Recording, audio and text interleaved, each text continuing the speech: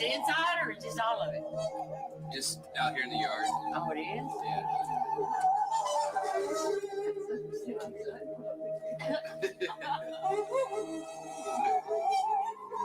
There's David Francesca.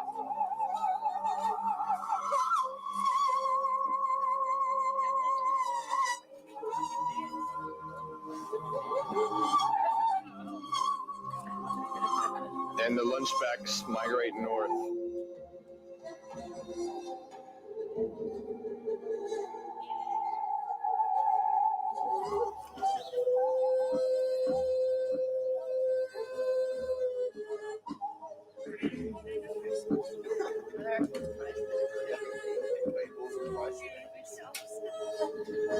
But y'all are making a lot of money today.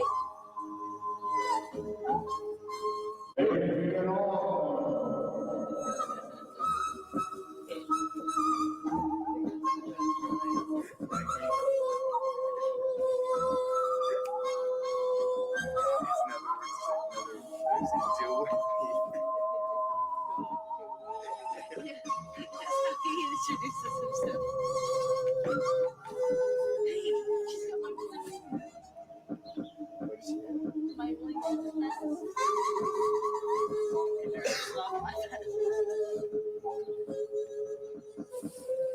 I am Christ Master. May be an honor.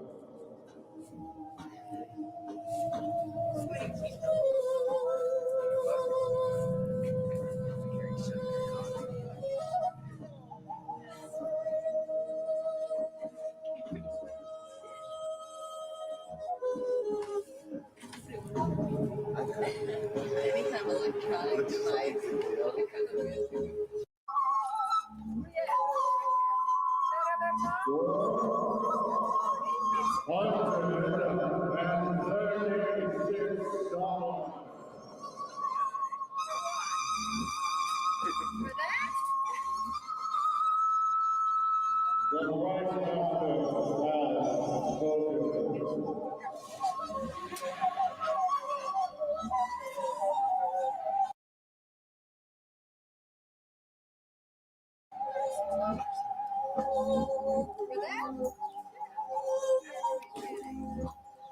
You're not selling any of this stuff, right? Oh, you.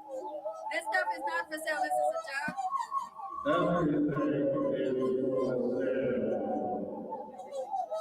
That's the prices you're wanting. Hi. This is our This is about the best yard sale I've ever been to. These prices are pretty reasonable. Is there a real person in there? You don't talk. He doesn't talk? Yeah, that's up there. No, that's the a real other guy up person. there does all the talking. Oh, you? Is he real? That Yeah, guy? he's real. He's real. He's the price master. You think he's a robot or? No. Well, who knows around here? I mean, look what you got in that plastic thing over there.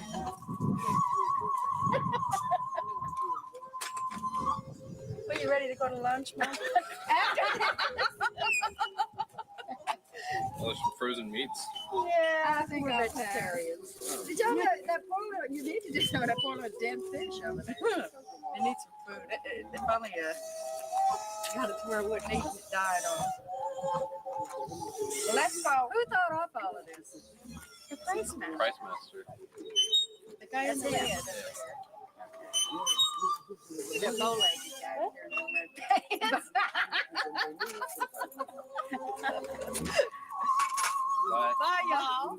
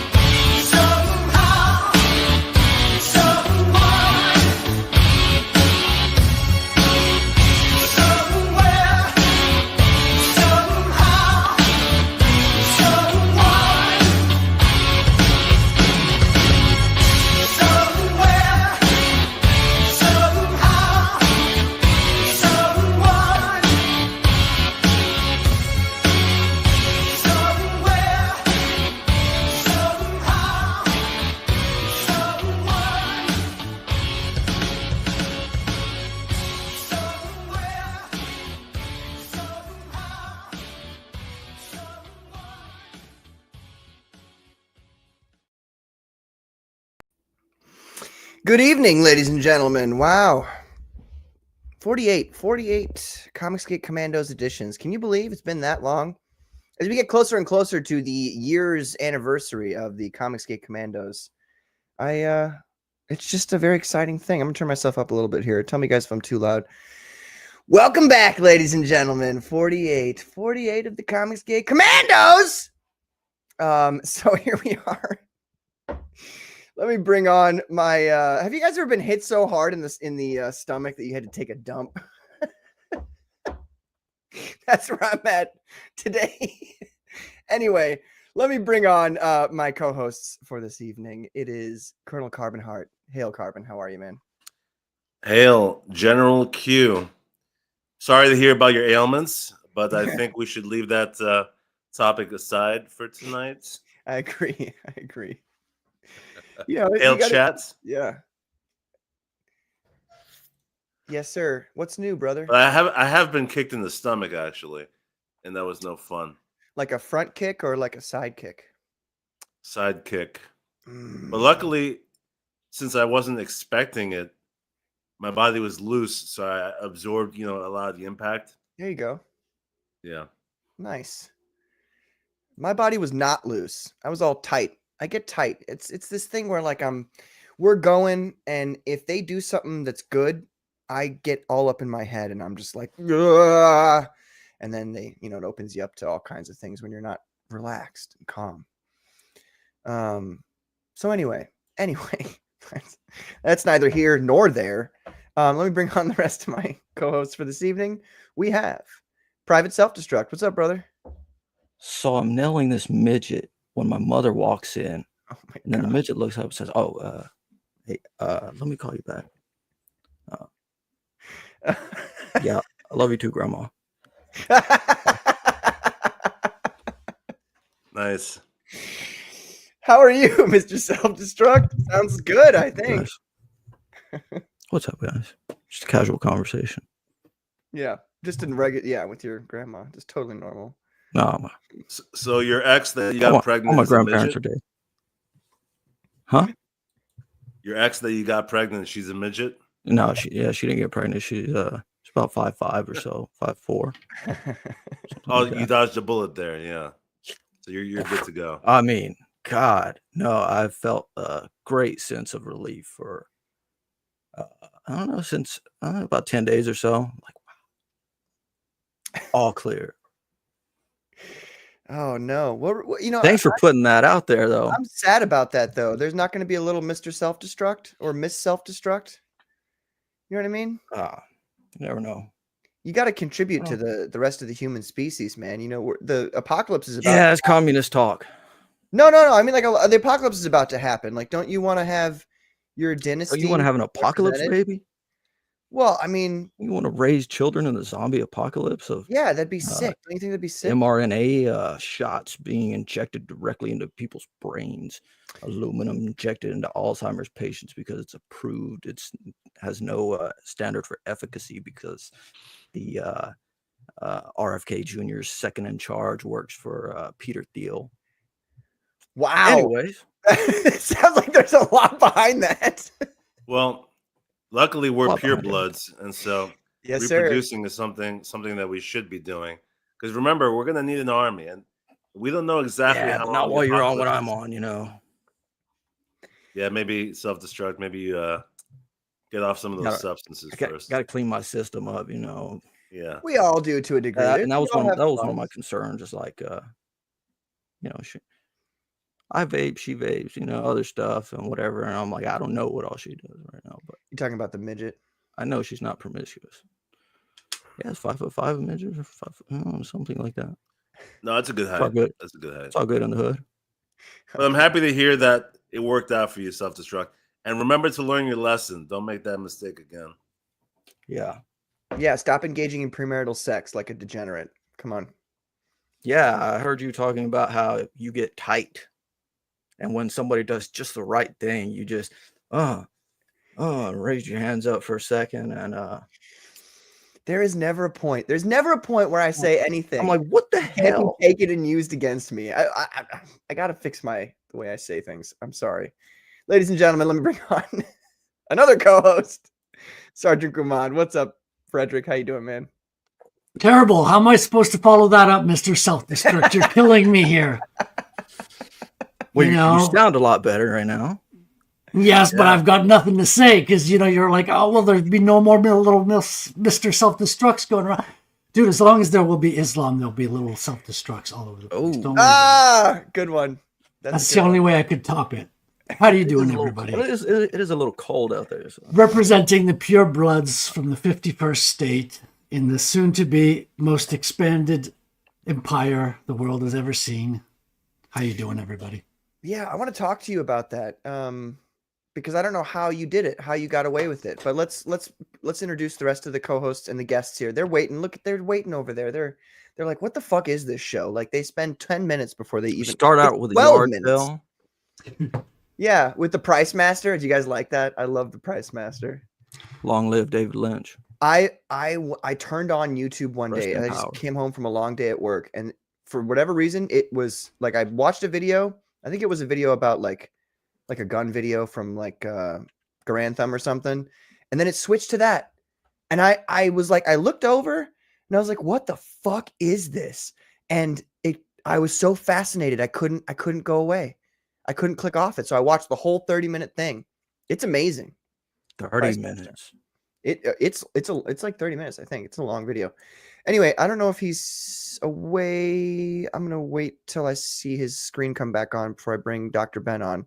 I don't want to bring him on if he's not there. But ladies and gentlemen, let me bring on our guests for this evening. We have Dan Evans and Josh. Oh my shit! What's your last name, Josh? Adams. Adams. Thank you. I'm sorry. Of the GODFOE universe, ladies and gentlemen. Hey guys. Yo. What's up, guys? What's How you up, doing guys? tonight? Wonderful. I was just banging this dude's grandma. It's mine. What's new, guys? How you doing? We're doing great, man. Just getting in Twitter arguments and stuff, you know. Yeah. That's what Twitter's for. X. That's what X is for. Yes. I see you on there, Dan. There's those people talking about the grayness of the Tolkien fiction. Oh yeah. Okay. How We do can you go feel into about this. that? No, yeah. Well, I like to. Somebody hell said does that they mean, like grayness? they like the idea of us doing a little like opener before we really go into the talking about the comic. So we might as well start there, and we'll go from there. Yeah, I mean that's just postmodern slop. Everything's got to be gray. Like I mean, Tolkien's a Catholic for crying out loud, but he didn't have a gray morality. And name like any character in the Lord of the Rings trilogy that has gray morality. You can't, like they'll say like Gollum, and it's like no, Gollum's a bad guy. Or like Boromir, it's like no, Boromir's a good person that made a mistake and he had to literally die to redeem himself. Like that's a Christ figure, you know. Well, it's all relative. Oh yeah, it's all relative. Everything's real. Everything's nothing, and nothing is everything. Well, there is the racist aspect though, and on yeah, that he what? probably wasn't too off on the division of the different races within that world. Yeah. You believe in elf supremacy? Well, I was gonna say They own Hollywood. Yes. All of the elves own Hollywood. I mean, it happens to be that Oh, the this elves. is 0 fucks given, but you can't bring that up here because Patrick will, he'll flip out. The You can elves? say whatever the fuck you want. I will. Oh, I can. Fail my language. I have some shit. I think Hart. I think you're thinking of J.K. Rowling in the race. For real though. Well, no, I'm talking about the fact that in Lord of the Rings, there is a clear distinction in the different communities. Like the orcs and the elves. Elves, for example, they have a more orderly society. It's just the way it is. As opposed Born to- by Starlight. Confirmed, Other ladies and gentlemen. groups. Carbon Heart is a raging racist. Let me bring on Dr. Ben. What's up, Dr. Ben? How you doing? What's up, my niggas? Oh my god. 0 fucks given. Fucking raging bitch tonight. What's that? An The IPA. beer. Ugh. Raging bitch. Oh, there it is. Disgusting. To each their own, though, I suppose. Well, That's 8%. I got it. How's it Yeah. taste? He's drinking Hillary Clinton. Well, it's got a picture on there. Here, I've had that before. like It's pretty good. I drink that bitch's blood all day. Hell yeah. But Dr. Ben's not going to make it too long, I think. 8%. In life or in this episode? Yeah, I can't tell if Dr. Ben is like athletic fat or like diabetic fat. Shit. Doctor, would you care to enlighten us? The pH. pH. Yes. Nice. Well, let me introduce the chat here because I neglected to do that before. We got Frederick Command. He's right here with us. Hello, Frederick. Zombie Boy, what's up, man? How you doing? We got Adam Weber. Hail, sir. Hail. The GODFOE universe right here with us, right here. Yeah. Awesome. Tenkage, what's up, man? How you doing? Thanks for being here. Skeleton Core Comics. Hail, chat. Hail, Commandos. What in the world is this clip? I love it. I love your guys' reactions to that. We've got Rosario. Rosario, it seems like you keep like unfollowing me on Twitter and then following me again. I feel like I've been followed by you by like 4 times or something at this point. We've got Katie Did. Hello, Comicsgate Commandos. What's up, Katie? How you doing? We have Hansel Hauser. He's back. He took a little break there, but he's back, ladies and gentlemen. We have Wilberforce Wooster. Mind your P's and Q's. I imagine he's saying that in like a British accent. You best mind your P's and Q's. Watch your profanity. I say that to my coworker all the time. Watch your profanity. We have, let's see here. Did I miss? I know we didn't miss somebody. I didn't miss somebody. We have Sleeping Psychopathy. What's up? How you doing, Jamie? Yay! Yes, it was. If you guys didn't watch Katie Did's clips of the Riley's Lawyers thing, go watch that. Actually, Katie Did kind of got me on a biggest problem in the universe kick here. I've been watching a bunch of their shows, and it's a really. So you're a dickhead officially now? Is that what we call the fans? Or are you the other one? I would prefer to be a dickhead. I'll say you can call The me. other one is Vetophile. Oh, a veto. Yeah. Yeah, no, I'm a dickhead. They're That's both their- very funny. That's their Patreon tiers, or I think. Yeah, it is a funny show, but I've come to find that like small doses. I can only stand those guys in small doses. Like after about maybe if the show's going well, I could watch it to the end. But there have been nights where I'm like, all right, guys, shut the fuck up. I'm turning this. Yeah. Like I don't know how people watch what's that other one? Warski and that giant guy. Oh, that's Starsky and the Hutch. worst. Kino Casino, bro. Oh, Yeah, man, terrible. that's the worst, dude. Wow. Tell us how you really feel, guys. Look, there's two GODFOE universes. Who is whom? Yeah, that's me, and the black and white one is Josh. We have 2 different accounts. Okay. Nice. Represent. Sleeping Psychopathy says, in the zombie apocalypse, people will need to start having kids to tend to the fields again. That's true. Very You true. mean 2025? I'm in the South. We're not really worried about a zombie apocalypse. No, dude. We are locked and loaded. We in have the dogs, South. guns, and trucks. We're fine. Yeah, and I'm in Most Canada. of us Everyone- actually would like to see that happen, I think. That was my I know a problem. lot of people that would be their best day ever. I literally put down The Walking Dead when I found out it was in Georgia. I was like, "No, there's no way this would happen." Like, I don't know, that was Atlanta. That's different. dude, I couldn't make it through Atlanta. There's no way a zombie is looking through Atlanta.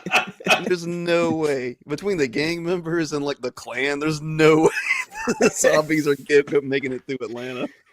How funny would The that be idea if is that- somebody made a comic where the Klan is like the one thing that stops the zombie infection? That was a Chappelle show bit, I think. Oh, was it? Yeah, it was If somebody, not, it like, should be. It was a cartoon. I think it was either an MTV bit or a Chappelle show bit where like Obama had to call in the Klan to ward off aliens.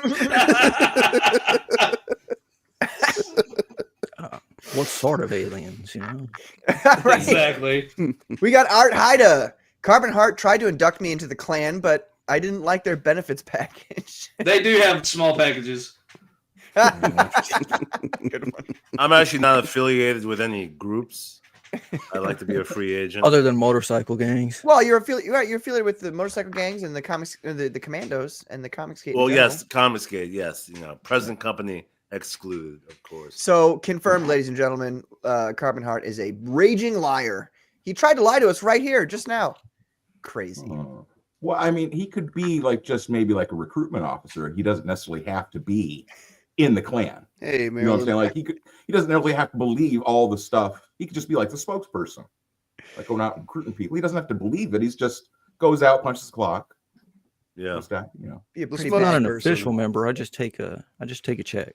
Yeah. It's just a job. It's like being in the union. We got Marilyn Cookies here. She says, "Hiya, kids. Love to you all. Love to you all. Congratulations to my American friends. Sorry, my bad. Are you English, Marilyn, or Canadian?" And then we Great have day for America. She'll be American Oh soon. my gosh. Yeah, he signed up to get down and all this shit.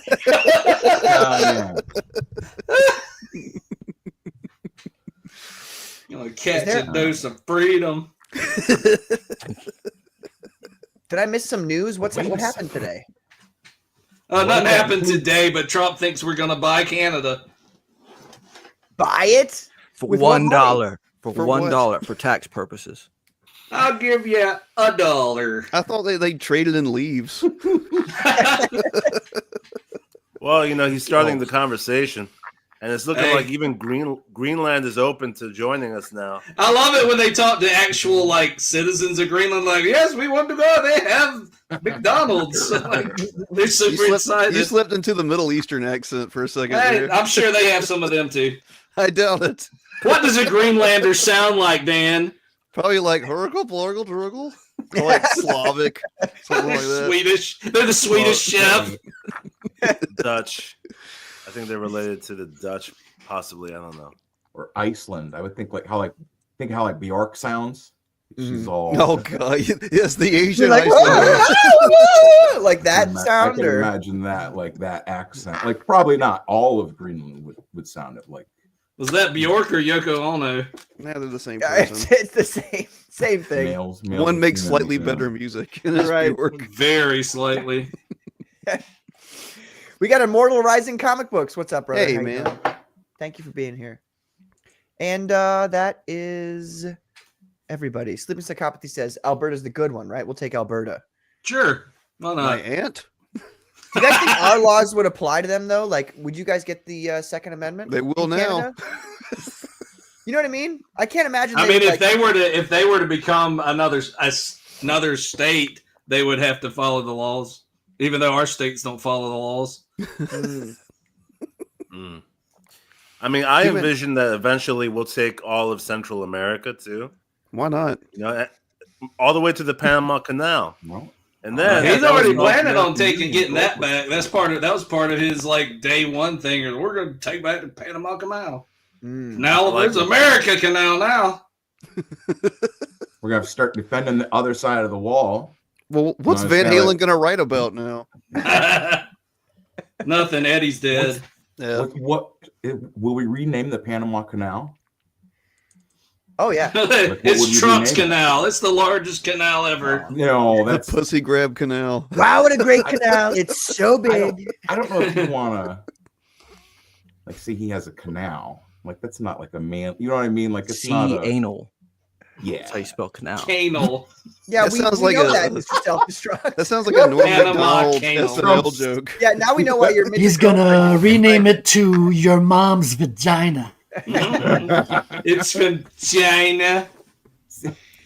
Wow, The your mom's ultimate got troll, a- though. Really? He's He's hilarious. He's hilarious, dude. I love it. He's like my favorite show. Dude, imagine if we take Central America and then they're a part of the U.S. that will solve the immigration problem. So we'll be like, all right, guys, just stay where you are. Yeah. You're part of America now. Oh man, but I don't want these people with their weird cultures being part of America. That was the problem. That's the problem we're having right now. And also, you guys, every country we take over and the larger this empire becomes, marches us that much closer to the apocalypse. Heck yeah, New man. World Order. I mean, I'm down for it. I don't know how down everybody else is. You say you have downs? Yeah, I think he has a touch. Just a touch. Just a sliver. He's been touched in the head. He's Van been Halen touched by an canal. uncle. Legit, if he called it the Van Halen canal, that would be touched by an amazing. autist. By an autist. Touched by an angel-faced mongoloid. The Van Halen canal, man, that would rock. That would be sick. Can't deny that. Like what they would have to like play like the opening of it too. Like they'd be like, well, they can't. Eddie's dead. Yeah, they just have a CD player with Eddie. They can just replace him with a. No, gay they black can't. woman. No, they AI. can't. Yeah, That's that'd be probably the easy. one guy you can't replace. Easy. Gay black woman. You got it. His son is pretty good, Perfect. actually. Wolfgang is dope, man. and like Mammoth is a really good. Like both, I think they got 2 albums, and they're both really good. But yeah, I mean he ain't no Eddie though. No, there's only one Eddie. Van Halen with Lizzo as Eddie Van Halen. Oh, jeez, Lizzo could be the bus. Yeah. Oh, and what to open up the Van Halen canal? Like I think she, like she would be up there singing. She would widen it. Yeah. what a great segue there. Thank you, sir. I wanted to talk to you guys about this and see what you thought about it. United Earth of America. That's where it's headed. Oh, this is the fat broad that can't ride a lift. Yeah. I saw that. Let's watch the No. video real quick, shall we? Hold on. Not inclusive. Oh, look at that fupa. Shit. No. It's a Sarlacc pit. I'm in a meeting with these serious. No, executives now. no psychopathy. She's losing track of her weight. Look at that lawyer. He's like, my soul is gone, but I need money. He is a lawyer. One of them. What's the difference between a leech and a lawyer? I love how they're like Lawyers are awful. allowed to Yeah. just film this outside there. It's a publicity thing. She knew that car couldn't hold her. Why can't we just start telling people no? That's what I want to know. No means no. I've been told no my whole life. Like, And sometimes just- yes means no. Yeah, you That's you're probably married. right about that. yeah. My car, my choice. It's wild that you can't like. It's a safety concern. I mean, that's the reason the car can't hold her. Well, I mean, it's Well, honestly, she looks like she wouldn't even fit. yeah, I mean that's the That thing, was like, the thing. How You could gotta she fit widen in your there? doors. Just send like a dump truck. Or Why something. is it? Yeah, I was about to say, why is this a dump truck? this Someone guy told who's us a got Ford Ranger. 2 or 3 jobs. You know, he works his daytime, and then at night he does his lift or whatever it is, and he can't even afford to pay for eggs and shit. But he's got to make sure that he's got a car that can fit this fucking whale. That's ridiculous. I mean, this should be thrown out instantly. The lift Good should have luck been throwing like, her out. "Hey, you're too fat to fit in his car. Deal with it." Like, Yeah, you have to be. You couldn't you can't be in a wheelchair and just demand someone has to have a lift to lift Correct. you. You know what I'm saying? Like, yeah. if you have some sort of thing that's going to make, you couldn't put her. With that, Hail Dan Lawless is in the chat. Oh, what's up, Dan? Hail Dan Lawless. Speaking of Hail, Dan. giant whales crammed into minivans, or Yugos, like what would you cram her into? Like a Gremlin? What kind of car was it? You would You need a didn't say what pickup kind of truck, car. and she would just lay in the back. Well, what kind of car were they trying to put her in? Can you Just have her lay down and walk her like a barrel. Yeah, right. They couldn't tire It's a to the regular top. We're gonna need a sedan. bigger It's a barrel. 4-door. By the way, Abu Khan. she got totally bodied by this lady down here, Carolyn. Ma'am, you ordered a lift, not a forklift. Yeah. That's a good one. Honestly, it looks like a perfect ad for Planet. It's just that screenshot of She is the planet. What are the odds that Caroline has an OnlyFans in her profile? Oh my god. jeez. I don't know. Look, Yeah. You want to find out? You guys want to find out? Let's find out. Yeah. Did you guys hear what Carolyn. happened to that? Oh, politics. you guys- Politics, culture, relationships. Carolyn Wilder. I'm Hey, she's in curious. my Let's hood. go. the better Let's part see. of my hood. Did you guys hear what happened to that OnlyFans girl from Brazil? She died, like she fell from the balcony while they were filming a threesome. Yes. I did hear about Hey, what Sounds a way to like go. Werner Herzog doing the model. Civic. Thank you, Skulls. Do you hear about the baby?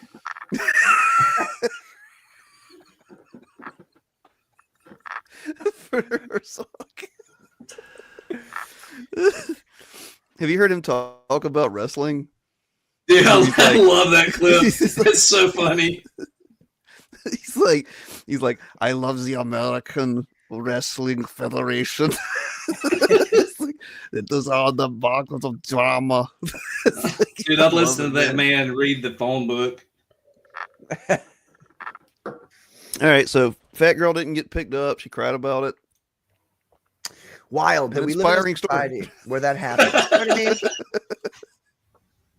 The fact that the majority of our culture isn't going, hey, you're morbidly obese and you're going to die very soon because of your habits is it's wild to me that people still argue for that kind of thing.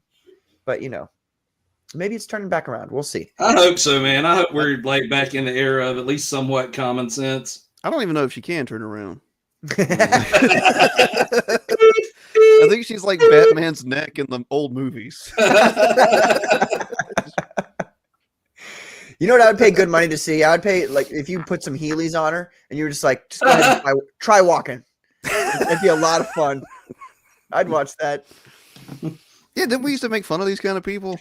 That's what I'm saying. And there were less fat people when we made fun of them. I don't know, man. Like, we used to have like Shame America's is Funniest Home important. Videos and stuff. It was like Oh, fat what a guys great falling show. and stuff. Yes. What a great show. All right. Well, let's get into it then, shall we? Ladies and gentlemen, we have. Okay. Now, if I say this wrong, you got to not make fun of me, but also correct me. Apollyon 20XX. Whoops. That's Volume it. 2. You're one of the only people to say it right. Yeah, for real, dude. How do they say it? Impressive. They don't. Most Shoot. people just don't say it. We've got It's this comic, Apple- ladies and gentlemen. A We've got- Polygon? A pole dancer? Ooh. John's Longbox Oh. said it right. He Yeah, knows John all got it. It's Greek because and John's stuff. smart. Yeah. John is well read. Yeah. Like you're No, yeah, Apollyon 20XX, Volume 2, lest we forget. Give him the spill, Josh. Look at this. Yeah. All right, so obviously it's a Volume 2, but the overall world of the GODFOE universe begins with the Apollyon 20XX series. It's titled that because it's set in the year 20-something. It's our near future. Slowly. And an elite group of very evil people have found a element that they call imperimetal that using it, they're able to control the minds of the population. They've been secretly putting it in our food, our medicine, our water, our air, everything for decades, maybe even centuries. And the idea is they've been experimenting on people for a long time to try to get them bonded to this metal in different ways. And these augments have different abilities, but their ultimate goal is they want to attach a human person that's been augmented to a machine that's an AI run machine that they call God. And if they can figure out how to put that together with a human host and create God, they'll be able to send out whatever thoughts, whatever commands and intentions they want, and it'll be zapped immediately into your head because we've got imperimetal in our bodies. And it's going to be a way to literally take over the population and steal their will from them. So it's And- completely, totally not based on real life at It's all. 100% true. Right. And so the idea is in Volume 1, there's a character named Zero who was their first successful prototype for that God machine, but he escaped. And he has gathered a group of other augments from different time periods that he has broken out of the facility, and together they're trying to stop this machine, this God, from being created. First volume is 185 pages. Volume 2, I think, is exactly 100 pages. And our timeline actually spreads over thousands of years. So we have different eras. So we have the Apollyon series, which is set at the beginning of our timeline. It's got a fixed end, and it will end with our world as we know it ending and a new world beginning, which is called the GODFOE universe. And in that world, anybody who looks at this being that everyone sees as God and says that's not God, I don't know what it is, but it's not God, they're labeled a GODFOE, and they're treated like a terrorist. So our other series, Biophile Kolga, is set in the same world we have one volume of that out that came out back in October, and it's set about 1,000 years after this one. Yeah, it's all in the catch-up tier. I Dan, you got anything else you before I want to? finished reading the page, you know. Dan, you got anything to add? Yeah, we advertise it as the boldest book in comics, and we mean it. Like, there's nothing out like this. We mean that in indie comics and in mainstream comics. Josh's art is fantastic. He goes everything from minimalist all to structured, like that, heavily structured. And I'd like to assume the writing is good, but we advertise it as kind of like Chris Claremont's X-Men meets Akira, in that it's very heavy focus on characters, but it's super apocalyptic, very big scope. It's got great battles in it. We're trying to do something like really different here. Like we all grew up on cape stuff too, but like we just didn't want to do that. And I don't know. We did black and white for Apollyon because it needs that kind of gritty kind of feel. A lot of other stuff like Kolga is full color, 100 pages. This one's 100 pages. The first volume of Apollyon is 185. And we try to we have a punk ethic. We kind of came from that background of music, and we try to keep everything reasonably priced for people. We're really just trying to make a great story and make a great universe for people, man. Yeah, just trying to make something expansive and cool.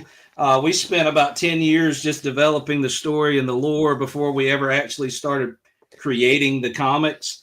So like we have this entire timeline fully fleshed out, all the eras, all the books that are in it. So like when you get this book, inside the front page is going to be that timeline, and you can see all the different places that we have already planned out what stories are going to come next. So Apollyon is going to be 4, maybe 5 volumes. We haven't decided whether we're going to let volume 4 just be this massive, like really big volume that is the finale, or if we're going to split it into 2. But like this Apollyon has an end, and so does Kolga. Like it has a defined story arc and an end. And then we can play around inside those eras, like our own little sandboxes. Yeah, smaller stories. Yeah, and we're bringing in there are 4 books in total. So 4 volumes. Yeah, there's going to be 4 volumes of Apollyon, unless we split the last volume into 2. It depends on how big it gets. The last volume is very big, and if Josh feels like he wants to split that in 2 and really just go crazy with the art, I'm fine with that. And we're introducing. Catch up. There's 4 out. Right? All right, so the catch up has an ash can, which we have only a few more of those left, and we're not printing that ash can again. It's an introduction, like shows the earliest part of Zero's story. And this will be kind of the only way to get that is in these catch-up tiers. Once they're gone, they're gone. But that's 6 pages, 8 pages, that's 6 pages. Like then volume 1 is 185 pages. Kolga is 100 pages, and then Apollyon 20XX volume 2 is another 100 pages. So about 400 pages for $50 physical. Jeez. Yep. And that's not counting. We're also sending, if you back it physically, we also do a digital copy and everything. And we have another set of stuff that's called we got the Revelations, the Incantations, the Lamentations. Yeah, scroll down a little bit on the main side if you don't mind. And scroll slowly, just yep. These are some peripherals we do. These are short stories. Some great images. Yeah, thank you. Those are actually photographs. Our friend Colin Finlayson does them. He is an unbelievable photographer. And these are 3 separate, one of them is a collection of photos from him. That's going to be the invocations. The Incantations is a short story about 60 to 70 pages by a friend and fan of ours named Brody Treadwell. It's a fantastic writer. It's set in the world, it's set in the world of Apollyon 20XX. Oh, yeah. And the Incarnations is a kind of a theory fiction, about 30 to 40 pages from me.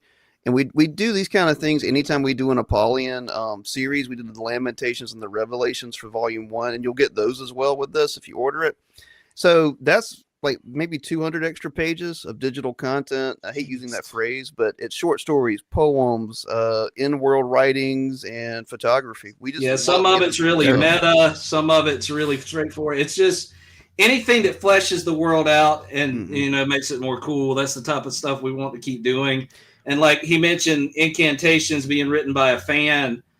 Our ultimate goal is like 4 or 5 years down the line from here, we want it to be where we have a clear defined pathway towards like if you've written fan fiction, if it fits the criteria, we'll canonize that fan fiction. Mm-hmm. And we want to invite people in to be a part of this. And if you part of the create, universe. and as long as what you do, you can choose any of these eras to play around in, and as long as it obeys that criteria, we'll canonize it. And your characters or your stories may even be referenced or show up in some of our other stuff. We want it to be something that we share. Like we want to bring people into the world. And Dan's working on a video game that's a prequel to. We've got some short films that are out on YouTube and our website, and those were filmed by Colin Finlayson, the same photographer. Oh, really? Yeah, we're doing the stuff that we loved as kids when like you would find like a website or something that just had tons of stuff on it that you would like Newgrounds or something. You would just go down a rabbit hole.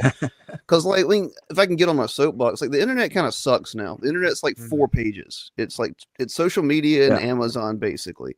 Like I love stuff like what was it, Josh? Like some more like those the stories people would contribute to, like the weird creatures. Oh, the SCS or whatever it was. Yeah, SCS and stuff like that, or like a creepypasta. Yeah. Okay.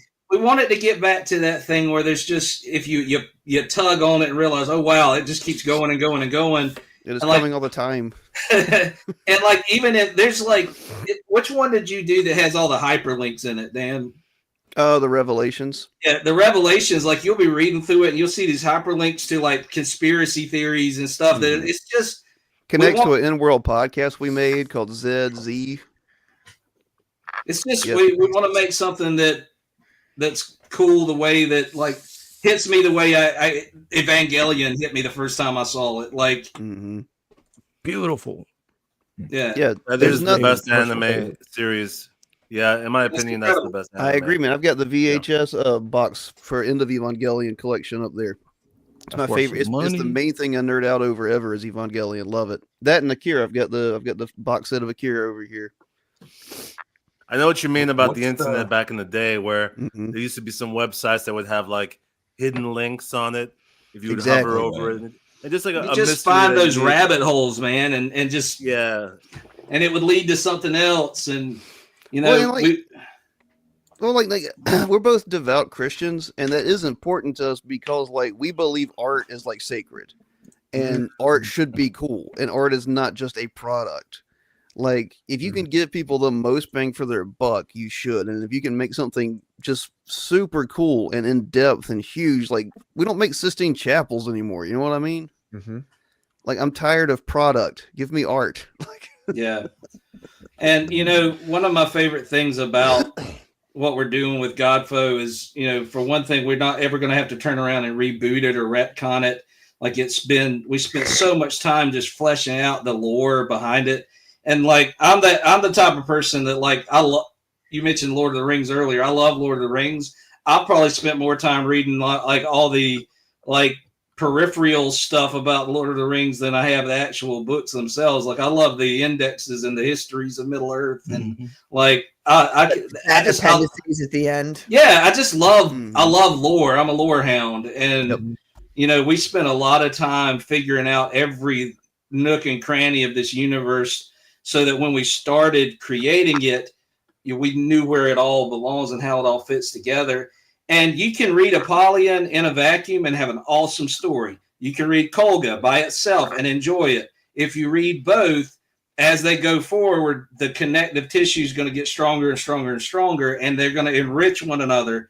But you can have a standalone experience with any of the stuff in our timeline. We got a novel already written that is at the very end. It's the last thing on the timeline called The Black Star, and there's about 3 or 4 novels after that one that we've already got mapped out and outlined. And I think I mentioned earlier, Dan's about 75% done with a video game prequel to Kolga. Kolga, yep. So we're just trying to do all kinds of stuff. What kind of video game are you making? Like, how is it? Is it a side scroller or something like that? Top-down dungeon crawler, half bullet hell, half puzzle. Oh wow! So what it is you're Kolga and you have a lantern because that's what she has in the comic. And do you have any visual I can put up while you're talking about it?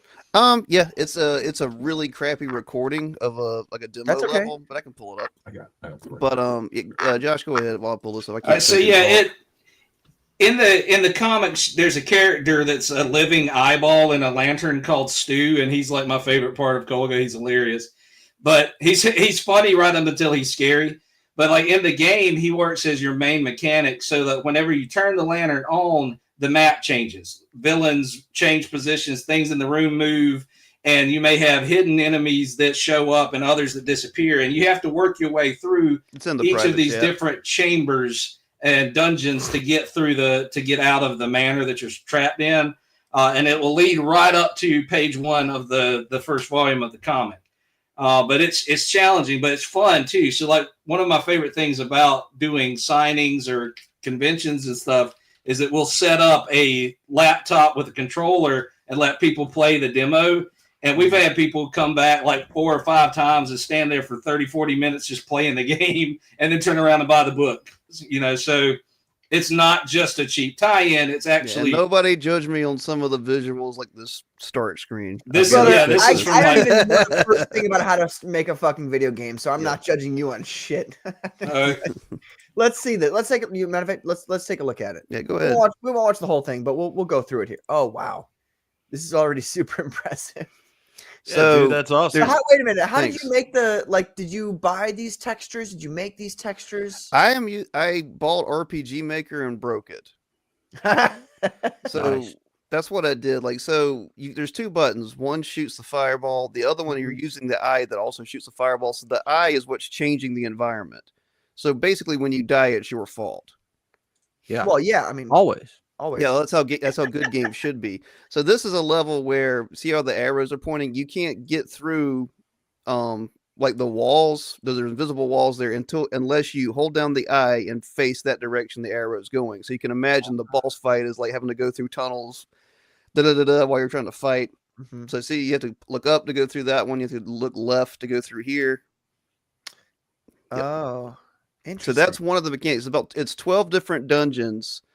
And there's a different mechanic on each one using just those 2 buttons. So it's very ambitious.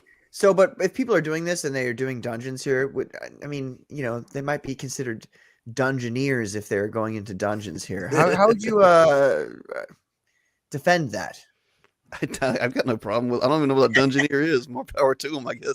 Then maybe a meme that's going to come back and bite me in the ass. I don't know what the term means. You've got a dungeoneer version here, ladies and gentlemen. It's okay. I'm just making it. This is escaping from the dungeon. I see. Yeah, so you gotta get away from the dungeoneers. Right. Do you guys know it's harem fantasy. Do you guys know the game Binding of Isaac? No. All right. Well, basically, I built that engine and then changed the controls because I didn't want to use the same controls. But I basically gave myself that challenge. I built like that entire game system controls in it and then changed it. But it's like I said, it's about 75% done. It's super hard. This is a demo version. That's why she's not dying. But yeah. Is that character right there? Is that the that's Kolga? Yeah, that's Kolga. Okay. I still have to go through and actually create new sprites that are more aligned with the actual comic. Right now, these are default sprites, but I'm gonna go in and add. That's an easy thing to just swap out. Yeah. So when it's released, she'll have the same purple hair, brown coat, all that stuff. Yeah. What's hard, and I'm so glad you have us both on, and it's a longer show. Mm-hmm. We have so much to pitch. It's really hard to go on a show where there's 3 people pitching a book. You know what I mean? Yeah. Yeah. It's hard to give an elevator pitch for something. Yeah. Well, it seems like you guys have been it seems like you guys have been involved in this together for a long time. We have, and that you've been working together, specifically for this very specific purpose of making this comic book very successful. So, I guess my question is when did it start? When did you guys decide you wanted to do this? And because you mentioned a punk background, were you guys in a band together or something? Not together, but music was how we met. Because we were both in different bands, but we played around each other quite a bit. We were at a lot of the same events and things, and we got to know each other by playing shows together, but not in the same band. And his band, Blue Bolt, is actually a part of the In-World stuff, and I can let him talk about that some. The N-word stuff? Sure. Yeah. In the world. The whole in world. Sorry. In the world. Gotcha. Hard on. In world. But we met and he saw my art and he's like, can you do some artwork of our character that the band's named after? And I did. And he started writing like a short story type thing that would tie into the album they were working on. And we started tossing these ideas back and forth, and the world just kept getting bigger and bigger and bigger until we realized like there's actually something really cool here. And 10 years later, we have like this enormous timeline with 3 different fully fleshed out eras and all these books and things within that. And we're like, we got to do this. And at the time, I had been an elementary art teacher for 17 years, and I was about to turn 40, and I'm like, if I don't like try this, I'm never going to try it. Like if I don't make a chance. So I actually quit teaching, and like that whole next summer, all I did was work on that first volume of Apollyon and getting it finished up. And like, I am doing other jobs. Like I am working, but but I've built my life to have room to do the work that needs to be done to make this as good as possible. What did you teach, if you don't mind me asking? Just elementary art. Yeah, Oh, art. nice. Very nice. Cool. Yeah, 2020 happened basically. Like my family lost a lot of people. Only one to COVID. But my wife lost 3 cousins that were all brothers in a year. She lost her grandma. She lost her dad. I lost my brother in 2020, and then my dad like a few years later. But when 2020 happened, it was like, this is heavy, and we've been talking a lot. We've got to buckle down and just make stuff. And that's what changed for us, really, was we were on the phone every day fleshing out this stuff. We had got Kolga done. Josh had drawn Kolga, and we went back and he redrew the whole thing. And then we did Apollyon, and we decided to release Apollyon first. But it's just, I don't know, man. Like Life is short. It is. Exactly. Like you either do what you're gonna do or you die. I mean, I've got 2 kids and I'm almost 40. Like, But you're still gonna die, even if you do what you're gonna do. Well, it's exactly. it's the whole thing. Like, You're gonna die, Dan. I'm just kidding. You either die He and immediately not do what falls you're gonna over. do. I sue you. But we run lean. That's what you call a curse, Patrick. We're a 2-man No, team, no. and I don't pay Josh, so we can make cool stuff without having to stop. Like we don't have to. You don't have to wait 3 years for us to like make an idea. You know what I mean? Like we can that's just been the make an biggest idea and get it out. Our biggest like hang up with like approaching comics is like we don't ask for money from people until the book's done. That way, like once a campaign is finished, like within 2 weeks, we've been able to get people their books. Like as soon as the campaign's finished, it goes to the printer and it's on the way to our buyers. We've been super consistent. Like volume 1 of Apollyon came out last January. Kolga came out in the fall. This one, volume 2's out this like February, end of January, and it'll be coming out in a few weeks. And then we're going to have volume 2 of Kolga in the fall again. Like we're hitting those deadlines and putting out, 100-page books on time, finished. Well, and Josh isn't farming out his art to Guatemala or whatever. Yet. Someone undisclosed location in the West. Somewhere near. Yeah, Somebody what it mentioned is the hammer and sickle. They're like, yeah, we have that. Yeah. We have swastikas, all other kind of stuff in there. It's because of the people, basically the kids that Zero has got with him, came from ideologically possessed situations. Like that's what binds them together, and that's basically how he kind of controls them. And that kind of gets part of the storyline too. They all witness some kind of horrible mass event, and we do a lot with that kind of stuff. We're not afraid to like go in and discuss, basically the madness of crowds and mass formation psychosis. Yeah, and the hell that we've seen for like the past couple of years and the past entire century, Well, and we have done. I know we're like, oh, this is real life, but we did dump a lot of like.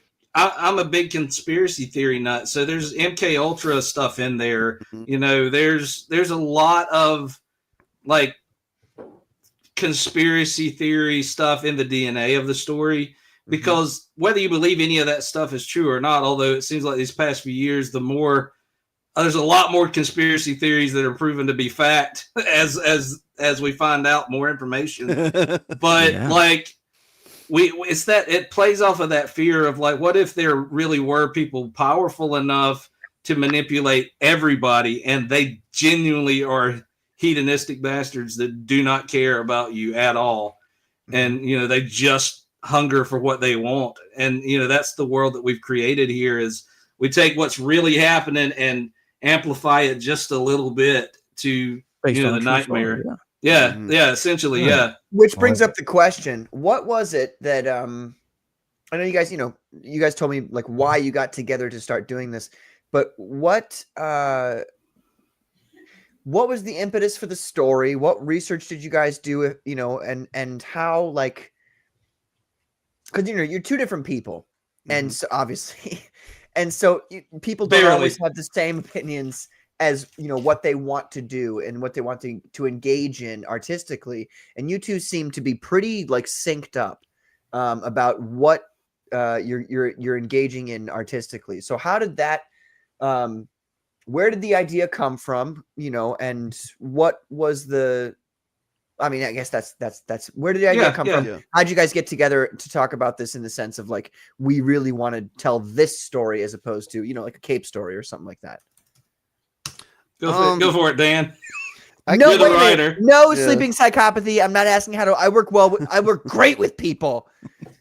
Anyway, I'm a people person. I'm sorry, you guys. I'm glad you heard that, but I'm sorry you had to see it. I was the homeschooled kid. Yeah, I was homeschooled too. That's a compliment, brother. That's a compliment. I had the name you Apollyon. dumb public school kid. All right, I'm sorry. My social skills are so good. I had to Let me defend tell you myself. how good they are. I had the name Apollyon 20XX for a while, just kicking around. I wanted to do something apocalyptic. The entire GODFOE universe started because I had just converted to Christianity when I was 22, and I was reading a lot of apocalyptic stories, the Bible itself, and a lot of stuff. And I was really into Evangelion and all that kind of stuff. And I kind of had this notion of like what happens when when man tries to beat God, and then after like a 10-year kind of or 15-year kind of search through history and philosophy and stuff, you see that that's really the problem with the world, and that even a lie is you trying to bend the world to your will, And we wanted to create. We wanted a universe that was sci-fi that also had occult and magic and stuff like that, but our magic system is entirely scientific. It's entirely materially based because that's the world, unfortunately, we live in now. We view the world materially. And I was like, okay, well, let's show what happens when people who view that world get power. And what you get, and let's pretend that they actually have the power to assert their will on the earth. And basically, you get hell on earth. But you also get people who would try to stop that and try to do good. And it's not just, if I can tie it all in, it's not this stupid Captain America doesn't belong with the name America attached to him crap that we just heard from Anthony Mackie. It's like, no, like he's called Captain America because his moral foundation comes from America. That's the only way that you get it. Otherwise, you could call him Captain Nazi or Captain Soviet. Why couldn't you? Captain Mexico. Yeah, you could. There are captains. Captain Britain. All of those countries. Yeah, all of those. They all those places. Yeah. So, but he's Captain America. But what I'm saying is like. That stuff always fascinates me, and I kind of had to allow myself get into political theory. Like it didn't interest me, but I started reading and watching guys, and I don't always agree with it by any means, but I take those ideas left or right, particularly the fringe left or right, and I amplify them in the art and say, okay, let's follow their logical conclusion to how the world would play out, or let's play off their fears, like a lot of the conspiracy theory stuff. And Josh and I just talked a lot about this kind of stuff. And it's like, look, we want to make something that is scary and apocalyptic, kind of like Akira. And what would it look like if our current, we may have dodged a bullet, thankfully, in like November or whenever, but like if our current reality of like a couple of years ago kept logically going the way it was going. And Patrick, have you seen Akira? Oh yeah, I've seen Akira, and actually, I watched it again the other day, Nice. maybe 2 weeks ago. I like the dubs for that. Yeah, I don't know mind how you that. guys feel. Yeah. I Well, usually and- prefer the subs, to be honest. I but love the dubs movie. okay. Like, it's one of my favorite movies. I also just finished rereading the full. Like, I have the box set of the manga, and I read it every year. It's like probably my biggest inspiration. Nice. But when I look at what we're doing with Apollyon and with GODFOE universe as a whole, Apollyon itself is our apocalypse as far as it ends the world we know and begins this whole other huge timeline where the events of Apollyon are either ancient history or they've become myth by the time we get to the time of Kolga. So there's something called God in Kolga's universe, but what that is and how it got there and what its intentions are is something that's going to play out over all of our series for a very long time. And we look at it from a lot of different angles. When we look at Apollyon, it's much more, at least right now, it's very action oriented and character focused in tight, although it's about to start really expanding in volume 3 and 4. It's going to get much wider and more global. But then we also are going to have we introduce a character in volume 2 called the Blitz Beast, who's probably the closest thing to a superhero character that we have. And if you want to send him an image of Blitz Beast, we can look at. He's a guy whose family discovered the Order, the elites trying to take over the world, and is integrated into them to try to usurp them from the inside, to stop them from the inside. So he spends he built a suit of Imperial metal, and he's trying to, he fights a lot of augments that they have. He's kind of trying to take them down from the inside. And his story. Are augments kind of people with superpowers? Yeah, they're the ones that have been experimented on by the Order with that Imperial metal stuff. Yeah, so our main characters are all augments, and they all have a different ability based off that. Yep. Okay. And, Blitz Beast is a generational hero in the way that, like the Phantom or Black Panther, where the mantle is passed down from father to son through generations. And we introduce him in volume 2, but we're also going to start sometime this year. We're going to release our first individual issue floppies type series of the Blitz Beast. It's probably going to be about 10 issues of the Blitz Beast that tells his story leading up to before you meet him in this. Yeah, that is Patrick. Real quick though, I need Frederick to note that Josh there said that the Black Panther mantle passes down from father to son and not from father to daughter. So he's obviously very incredibly bigoted and sexist. Please note that on his permanent record, Frederick. In the permanent record now. The permanent record, yes. Thank you. Appreciate it. All right, let me see. He sent it to me on X. All right. I should warn you guys as well that if you use the word colored when you talk about your comic books, it will go on your permanent record. It's an example. I typically say full color. It is a full color book.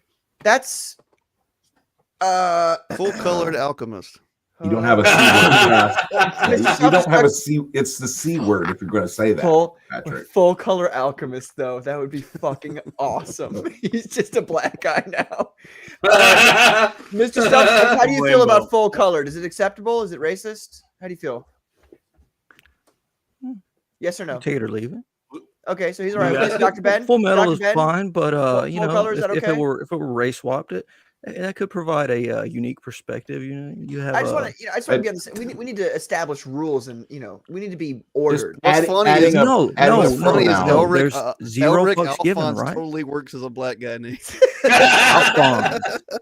Alphonse, my ninja. Why does it look like Frederick's hand is reaching into my frame? Because it is. Your other hand. These are joking.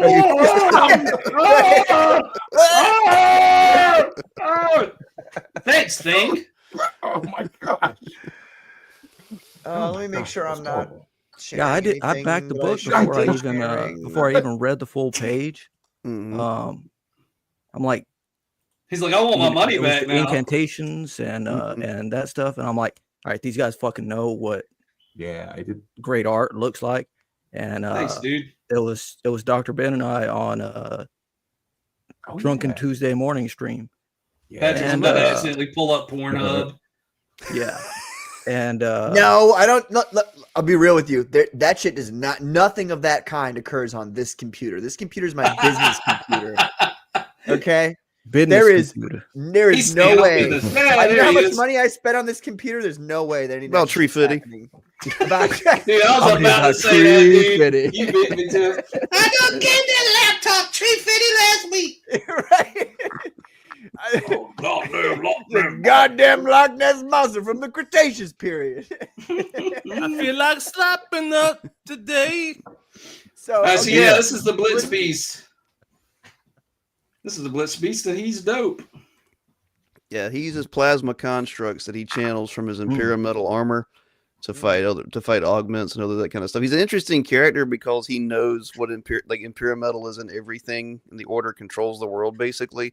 And he has to live kind of a monk lifestyle. He has to keep himself, like his body, pure from anything. He can't eat any kind of food, drink any kind of water that has it in it. He can't go anywhere around it, while he's also infiltrating them as an inside member. So it's very action oriented. It's also spy kind of stuff. And Well, and we go back and forth and show like his main story, but we'll also keep showing flashbacks to the original Blitz Beast as well, like back during like World War II. So it's got a little bit of that like Hellboy, like old school Hellboy comic feel to it sometimes too. It's really Blitz Beast is going to be really fun. I love drawing him because his helmet is like the top of his helmet comes down and looks like a lion, but then it opens up sometimes, and like he has his mane of like plasma around it, and like he's got this scary face mask under the main mask. It's just he's fun to draw. He's a dope character. Yep. So it's very hard for us to sell our stuff to people because there's not a lot of frame of reference. It's not Cape. It's not Slice of Life. You know what I mean? It takes a long time. Like that's why we've been talking for like half an hour now. So I appreciate that. But yeah, thanks for. How would you distill it down? If I was to distill it down, I would say. Now, obviously, Apollyon is when the apocalypse is happening, right? Is that correct? Yeah. Yep. So I would say an apocalyptic sci-fi, and then it depends on what occurs in the story. A thriller? Is it a thriller? Yeah, Is we it a pretty mystery? much call it a dystopian sci-fi. It's a dark sci-fi story about that's leading up to the end of the world. I will say Volume 2 is a lot of fun because it's leans more into like body horror because they fight claustrophobic. They fight an augment villain named Switchblade that can change her face, her body, everything, and become other people and look like other people, kind of like Mystique. But it's got a real John Carpenter The Thing feel to it. They're kind of trapped with that thing. So there's more horror in Volume 2. Now, when it comes to Kolga is very much a gothic horror fantasy. It's Hammer horror mixed with Frank Frazetta fantasy. So like Kolga's a whole different vibe. Because by the time of Kolga, the science of this world of Apollyon, the Imperial metal, has become worshipped as a religion. So we're dealing with witches and churches and all that kind of stuff. You witches. And so it's a very it's like an old sci-fi like anthology series. That's what we're trying to do. Is like you'll have books that take place thousands of years later, and what used to be science is now religion. Nice. And vice versa and all that kind of stuff. We love that we love big ambitious stuff. And when I was in college, I went to school for music. Like the coolest thing to me was like Richard Wagner. Like the guy, he did the Ring series. Hold on a second. Yeah. My entire chat always calls me fucking gay and shit like that. I didn't even go to college for music. This guy went to college for music. You guys have been saying shit in the chat. What is this? They stopped listening a lot straighter than what you went to college. No, I'm joking. For. I would have loved to college for. I would have loved to go to college. You went to college for the man. No, I'm going to say something super gay in a second here. I went to college. I wanted to do a lot of men. Theater.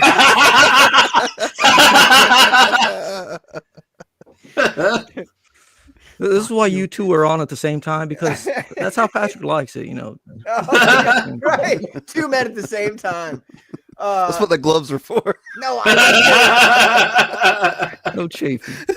You see what happens.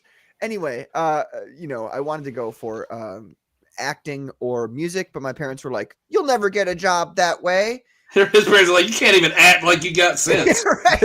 You suck at acting, Patrick. Take the trash out. No, they Mom's were a bird. No, they Here's some good podcast titles you have on your YouTube page. They were like, you know, Thanks. go for Is anime for pervs? Question mark. It's not music that inspired the GODFOE universe. Mm-hmm. We did like a deep dive into 1984. We've done the podcast has a good many episodes actually. Nice. I don't know if they're good, but we'll be the judge of that. Please be. We started 1 hour. We talked to artists. We had Doug Ernst from Iconic on. We had Isaac Young. He's like a Catholic, more right wing writer. Interesting guy. Telepathic Bunny. We've been just trying to do, just talk to people we think are cool. But you were saying about you went to college for music. Yep. And then I made fun of you. Continue. Sorry. Oh, that's fun. No, it's just like seeing Richard Wagner really inspired me. Is like this guy just had the balls to do like this super long opera where he wrote everything, the Ring series. He wrote all the music, and that's one of the things that inspired Tolkien as well. And I love that kind of stuff. I love those big, giant, ambitious things. And what really sets me off is like limp-wristed, like weakness and like not even failure, just not even trying in art. Like, get bent, like make something cool or get out. I'm tired of seeing it's like I'm really passionate about music, but when something sucks in music, you've heard it a billion times before. Yeah. And the same thing with comics. You go to like a shop or you go online, you see something, you're like, I get it. It sucks. Exactly. And no, make something cool, man. Make something that's scary and scares you and costs you money. Like cost you money, cost you friends, cost you. This has cost me friends. Like, yeah, definitely. Has it? Explain that, please. I want to hear more Well, about that. That usually happens when you start your own creative project. Look, like you find out who your friends are too. Well, the freaking BLM riots cost me friends because I don't like people burning stuff. Like, and then you racist son of a bitch. Yeah, right. Well, I saw a bunch. I saw a bunch of rich white kids burning black neighborhoods. That's what I saw. And in masks. Yeah, in masks. Yeah. And like cowards. People read the Incarnations that came out with our first book, and they thought that we were some crazy extremist chuds or whatever. And I was like, look, man, I'm an artist and I'm exploring ideas, and this is if the end of the world does happen, this is how people would think and react. You know what I mean? Mm-hmm. But I don't know. I'm just so tired of that stuff. I'm so tired of the last 6-7 years has been nothing like that for a bunch of people. I'm sure you guys just you have to deal with a bunch of fucking nanny people. Yeah, just being mothered by 1,000 people. Yeah, being the pandemic. The pandemic was being forced to turn down D cups into B cups. I mean, hello. I mean, can you guys hear me? Yes, we can hear you. Yo. It's just that people keep interrupting you. Continue. Yeah. The pandemic was a big turning point for a lot of people, myself included, Patrick as well. We've talked before about finding out who your friends are or losing friends due to what you're thinking basically within the last 4 years, And it was a turning point because, like you said earlier, about waking up and deciding, you know what? I'm going to do what I want to do. I'm going to be honest also from now on because we all, we faced a lot of mortality as well. It's getting cooped up with the lockdowns. It's like, shit, it's time to get real now. And I agree with you on that 100%. Well, and I hate bringing this story up, and I always say I hate bringing it up because it's true, but you can't get what we're doing now without me telling it because this was the key factor. 2020, my oldest brother turned 40, went outside my parents' house and blew his brains out. Oh, and it's like, wow. You look at that and you look at it, especially since we were very much alike, and you're like, that's not gonna be me. Yeah. You either do stuff and you can live your whole life either afraid or just not saying things or anything. And to me, it was never even about politics the last 8 years. It was about art, and it was about truth. and it was about just like not Yeah. being crappy. And sometimes politics gets involved with that. But I'm just tired of cowardice, man. Like, life's too short, and I got a Oh, wife yeah. and 2 kids. I get, like, you don't want people on the internet knowing where you live. I'm in the South. I have guns. Like, Yeah. Yeah. But, Pull like, up. Let's do confrontation, yeah, right. And yeah, I got you, man. But what else are you supposed to do? Like, are you gonna live letting crazy weirdos control everything, control your speech, and control your art? Or are you gonna like do something and just take the whips as they come? Mm-hmm. That's it. Yeah. That's the basis of the GODFOE universe. We're gonna do whatever we want to do art wise. It's gonna be massive and cool, and we don't care. Like, we're not here to piss people off and make drama and stuff. But like, I just don't care anymore. Like, But if Oh, they yeah. become pissed off, it's like that's not your problem. who cares? Like, It's not my problem. Yeah, that's their problem. yeah, Let me This- real quick. I want to talk. I want to introduce. I want to thank people for being here. We got Nick the Bastard. Hail chat. He says, "Thank you, What's Nick. up, Thank you buddy? for being here." Abu Khan, a fucking legend. Thank you for being here, Abu. We appreciate it. Abu has to be here now because if he's not here, it's not halal. So we have a sleeping psychopathy. She says, "Pat, can you be honest? Do you go to improv on Tuesday nights?" No, Right I back. don't. I don't do that. I wish I should though. Improv is fun. If you guys ever done improv, so all you people making fun of me, improv is a lot of fun. every time I eat Mexican food, I never know where it's going. So, Patrick, when you do improv, do you just do the Michael Scott pull the gun on people? That'd All be right, great. Josh is I talking a should. big game. Josh does musicals with his wife. Dang right, I do. They That's are both, awesome. I know they are both. That's- We're doing Adam's Family right now. I'm Fester, which means I got to that's shave this awesome. in about a month. Dude, that's so cool. I've done musicals to nobody's surprise my whole life, and that's it's very enjoyable to do those. Yeah, That's I awesome love that you're doing it. I that. love musical They're very theater. fun. Yeah. Yeah. Galaxy Stranger. The day the It's pandemic got a started, lot I said it was gayer. wheat separating from the shaft scenario. Yeah. Look, Carbon, you got to be secure in your masculinity. If you're secure in your masculinity, yeah, you can wear a thong and go up on stage and sing that gay song about Lancelot and Spamalot. Come here, boy. I'll secure your masculinity.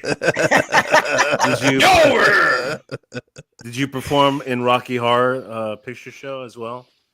I did It's Young called Frankenstein. Rock Hard Picture No. Show.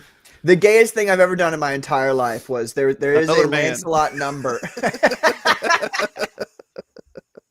There's a number in Spamalot, which is the Monty Python and the Holy Grail, but it's the musical version of it, so it's awesome, dude. But there is a number where it's Lancelot who's super gay, and it's like a YMCA thing, and so I engaged in that. That is the gayest thing I've ever done in my life, and I'm not That and ashamed to admit it. heterosexual and homosexual sex at the same time. Right. I mean, sodomy too. I thought that was, assumed. So anyway, so And then welcome, after Galaxy the Stranger. show- Thank you for coming here. You guys are so mean. I'm sorry. All right. No, Continue I with what like you were that. I saying. like that you're married and that you do that with your wife. Patrick. Yeah, it started. She did it. She did a lot of musicals when she was in college because she was a music major. She had an incredible voice. She's like wonderful singer. opera singing, and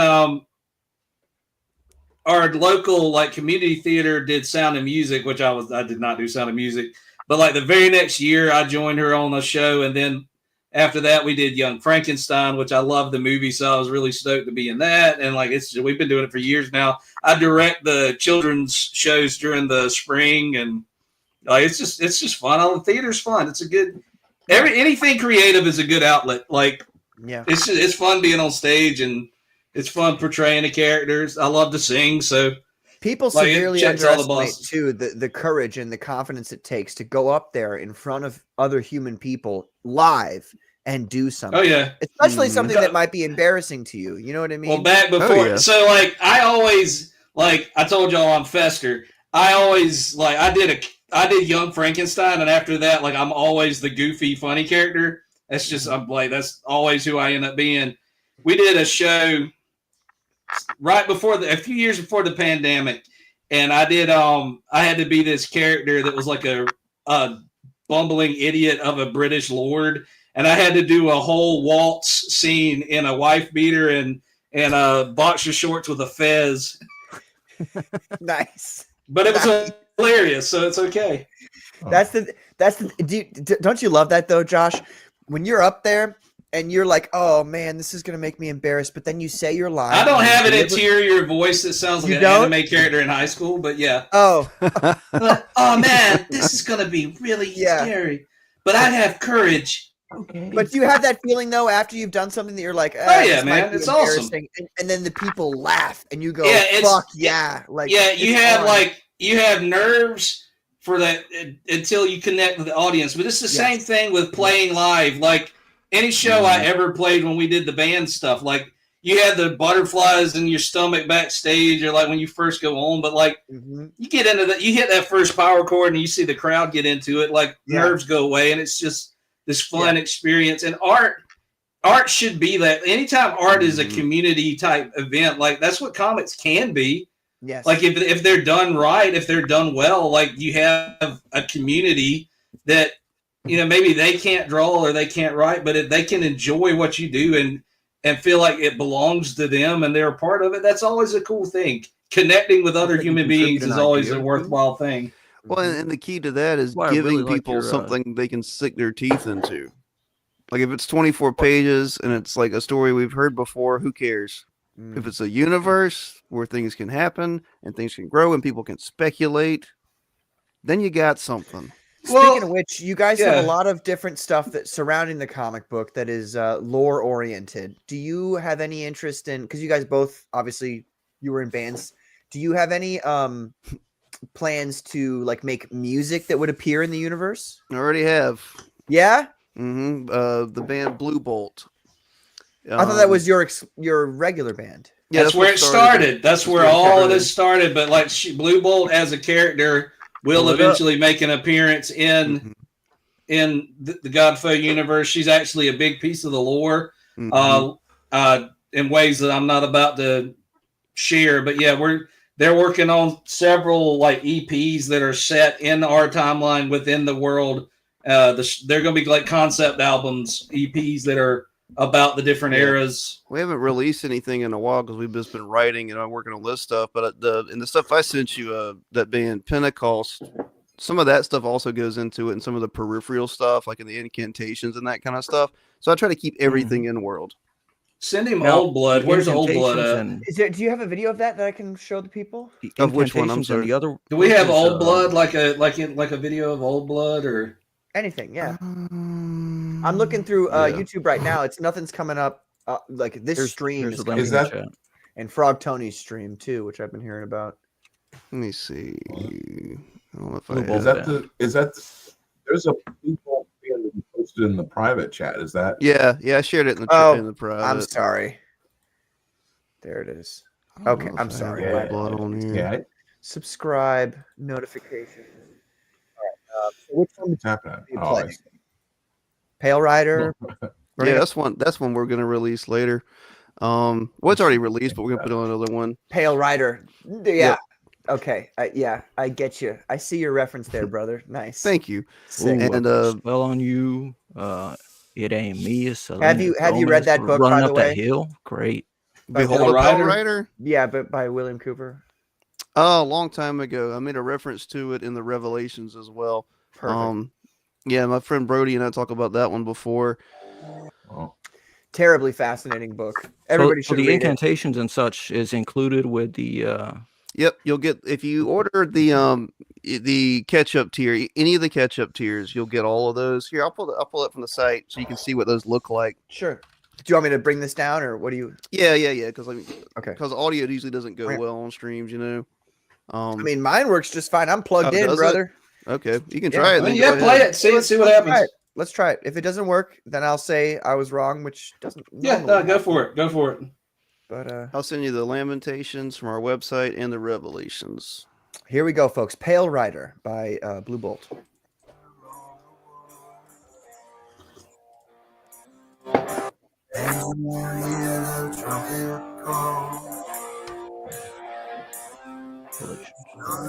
Got him. I'll do one of those. Just fix it.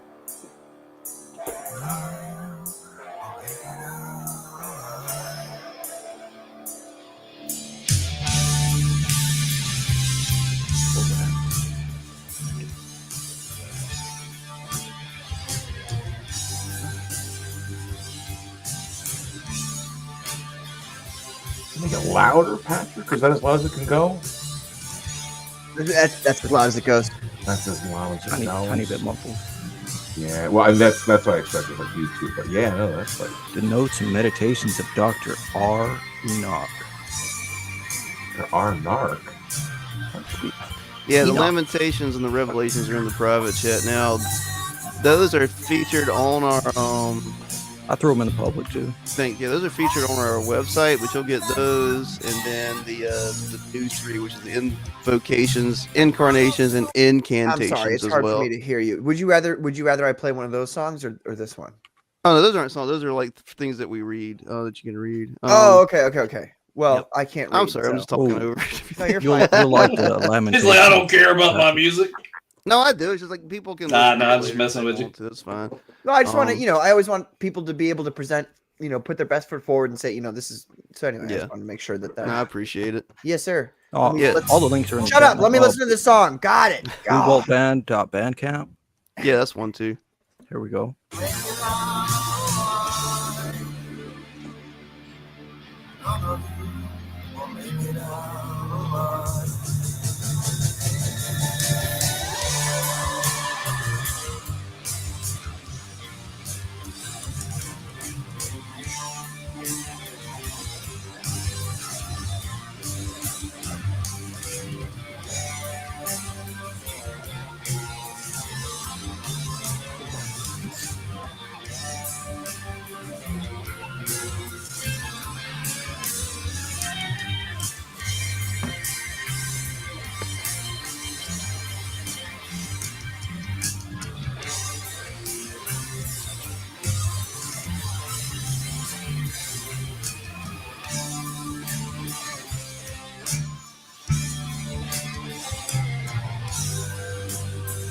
Kind of progressive rock melody.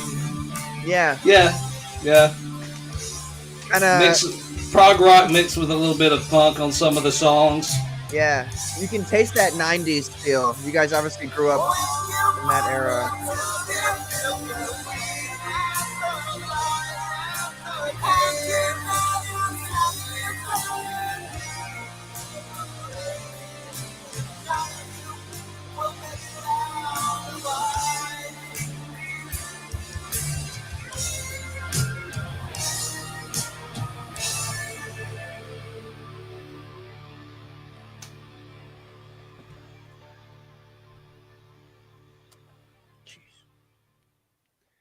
Very nice. Nice. Sick. Sweet. So we've got a couple of EPs coming out for the biophile era, like biophile Colga. They'll be called biophile Marcus, biophile Saul, and biophile Silius. And nothing each one compares to you. Do you want me to show this lemon? I mean, is this part of the stuff? Yeah, you're yeah, trying to go tell ahead. Yeah, people? go ahead for and it. the Lamentations if you don't mind, man. Show anything. That's those two we put up on that, and the Revelations we put up on our site to read for free, but you'll get those as PDFs as well. And that's a lot of stuff, man. Between them and the new three, like I said, it's about 200 pages of just stuff. Right. Like just open one. So the Lamentations, that book one, is like sayings and writings with some pictures, and then the and you can keep those up if you want to. I was gonna bring. Yeah. Can I do this? Can I show this? Yeah, that's fine. Those are free to read on our site, but like I No, said, those are copyrighted, Patrick. No, these guys want their stuff shared. You're sued, I mean- motherfucker. Yeah. I mean, a lot of I've heard people say. I brought this up with Richard Embry. Pronounced he's like, hombre, but I do okay. call him hombre. Yeah. It's hombre. yeah, Richard yeah. Hombre. So do Thank I. you, sir. But so he's like, $5 in digital. I don't mind if people share it. And I'm like, hell yeah, that's the attitude, because I've heard several other people mention. I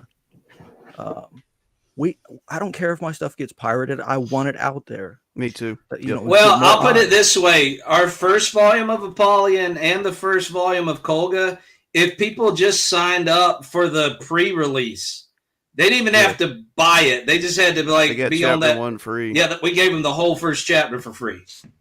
Great attitude. Which our chapters are like 30 pages, so we gave away like a full floppy. Yeah, so He's been trying to give that floppy to his wife, but she doesn't want it. I was gonna make a joke about Can you floppies and you beat blame me her? to it, Have you Josh. seen it? John, He's like, I wouldn't take it either. Touche. Yeah, so we really like that kind of cryptic stuff, that really kind of like theory fiction or poetry and that kind of stuff. So I think I forget how long the Lamentations are. I think It's just these are- a long series of esoteric, Yeah. like Read a little not bit. halal. Con! So that's book one. There's like 2, 3, 4 in the Lamentations, and the Revelations is like 30-page PDF. I think it's all an essay written by the Blitzbeast's father about the order. So it's a combination of theory, fiction, occult writings, and science and academic and political theory all in one. It's kind of like his dissertation on the order. So I don't know, man. I love that kind of stuff. I love geeking out over like deep lore, you know? Well, I mean, it's one of those things where, you can only put out a comic book every so often. If the people like what you're doing, if they like the concept, they starve for more information, and you guys are giving it to them. You're giving them that, and also fleshing out your universe in multiple different ways across multiple different mediums is an awesome thing. It's so cool. Oh, we appreciate it. And honestly, like the thing is, we're trying to do that in a way that's not intimidating for newcomers to feel like, oh, I got to catch up with all this stuff to understand it. No, you don't have to have read any of the Lamentations or any of the peripheral stuff to enjoy Apollyon. It's self-contained, but if you do read it, and it's just adds so much context to what you see and read. And my favorite comment that I've gotten from anybody, and I get, most of my, I guess, compliments are focused on the art, and I appreciate that. But my favorite thing, and Dan, you'll have to remind me who it was that put our comic, that put Colga on their list of like top books from last year. EV Comics. Yeah, so like my favorite comment about our comics is that he's like, Colga was one of my favorite books of the year, and I want to go back and read it again because I feel like I missed things. And like we want to have people, if you're gonna buy a book, hopefully it doesn't just sit on your shelf and collect dust. Hopefully you want to read it again and again. Like I read Akira every year. I read Weapon X, the Barry Windsor Smith Weapon X, multiple times a year. Like if it's good and it's deep, and then every other chapter gets deeper, you're going to want to go back and read more of it. And like that's the highest compliment I could get, is that somebody would say, I want to read it again because like it was deep and I want to make sure I didn't miss anything. And like we want to collect all of these. Like we're going to put out multiple ones per campaign, like per Apollyon campaign. So Apollyon 3 is going to be more of these incantations, whatever you want. And the fourth one will be one. And we want to eventually, their PDFs now, make a physical book of them. Because by the time we're done, it can be like 500 pages. Right. And people being able to have that.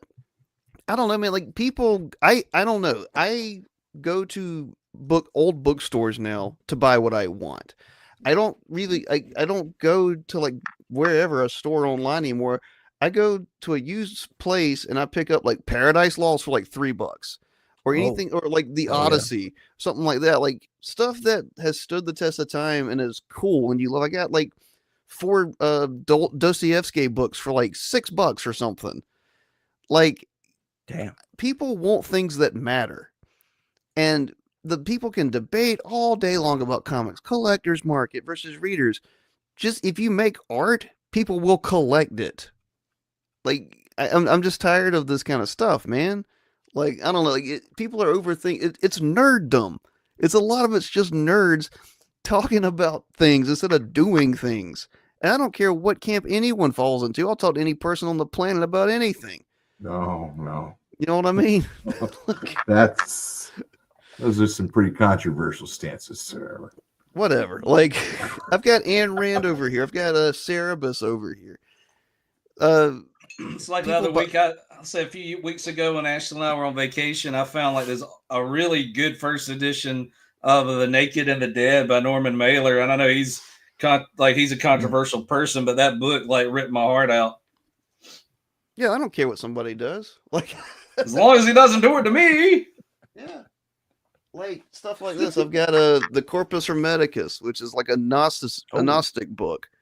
I'm not a Gnostic, but why wouldn't I have this? Like, yeah, why not? It isn't kosher. A lot of things aren't. Oh. I don't know. I found like a copy of Paradise Lost from like 1890. Like, and it's just, if I could find it on my bookshelf, I would show it. It's like leather bound. It's everything. Like, I don't know. Physical media is important. Human leather. I wish he opened it and the demon flew out. Yeah, but like, look at Small back. Patrick's room. Yeah. Like, I've that's got how mine looks over I've got here. the Summa Perfectionis over here, which Yeah. is not written by a Christian. I'm obviously a Christian, but this is and it's in Latin, so it's taken me a while. Like, I'll be honest, I'm maybe a third of the way through it because I have to type everything in to figure out what exactly is going on here. Oh yeah. But it's a fascinating book about alchemy. But one question I want to ask you guys is, and you said, because you said this a couple times now, Josh, but I want to ask everybody on the panel here. Josh, you said, I read, was it Akira every year? Okay. I play the video games, Metro 2033, Metro Last Light, and Metro Exodus every year. Nice. I play Metro pretty. I don't usually do a complete playthrough, but I usually pop that one in a few times a year just because I love the world and the setting of it. And it's such a beautiful, like, beautifully rendered game. Oh, horrendously beautiful. And like it holds up better than some of the new titles. It's it delves so deeply into itself that you're immersed. Like, have you read any of those books? Oh yeah, I've got them over there. Yeah, they're so good. I've got all of them. I love those books. Metro 2033, I would say, is my favorite. 2035 is because there's the argument around that where it's like all the weird shit, all the phenomenological shit that occurs in these books. Like, is it all just due to radiation, which is kind of what 2035 says? Or is it all like, no, the Metro is a living, breathing entity and has its own thing? Yeah. I like that more, just because it's more fantastic and it's more interesting. But 2033 is one of my favorite books of all time. Dang it, you beat me to it, Art. I was about to ask, have you read the Roadside Picnic book? Dude, Roadside Picnic, if you haven't. That's on the list. Dude, put it at the top of your list. Yeah, that is the craziest, weirdest, most incredible book, I think. That led to Stalker, did it not?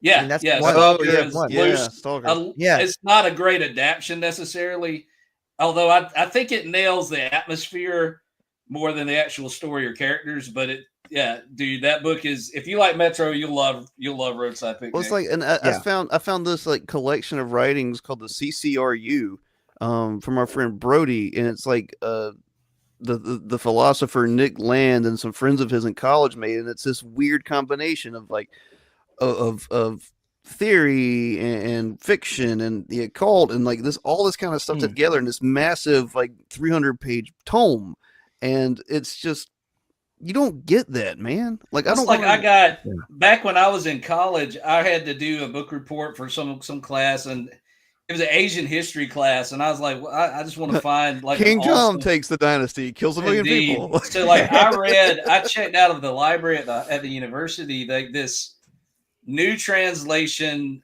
of the Romance of Three Kingdoms. It's like this ancient Chinese novel about, the different like dynasties and things, and it's was one of the most incredible things I'd ever read, but I only was able to get like a few hundred pages into it. And then like tracking it down was a nightmare, that edition, but I finally found it, and it's like 4,000 pages. So like, it's like committing to reading that feels like reading the Bible from cover to cover. But like, I've read it like 2 or 3 times. It's that the translation that I have is actually really, really like readable. It's dense, but it's readable. But man, I don't know. I love stuff that inspires me and challenges me and makes me want to do something. Yeah, but that brings me to my question there. Like, what? Because there's something, you guys, I'm sure everybody here is aware of the concept of like, you watch a show or you read a book or you play a video game and you do it and then you get sick of it not sick of it, but you're like, I gotta not do this for a while. But there's some things that everybody does like routinely every year. So you said you read Akira every year. I play Metro every year. Dan, is there something that you do every year, artistic, like that you read or engage in every year that's something that really moves you? I suppose. Evangelion and End of Evangelion. I got to see End in theaters. It's the greatest movie I've ever seen in theaters and ever will see. Yep. Okay, Frederick, do you do something every year? Well, every end of the year, I usually give myself some extra time to just go back and play old video games like Super Nintendo, Super Mario 3, one that comes back often. Love that game. Nice. Dr. Ben, do you read something every year? No.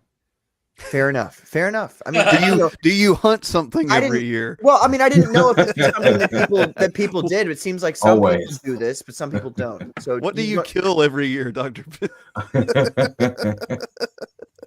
One My person. old self. One person. Just one.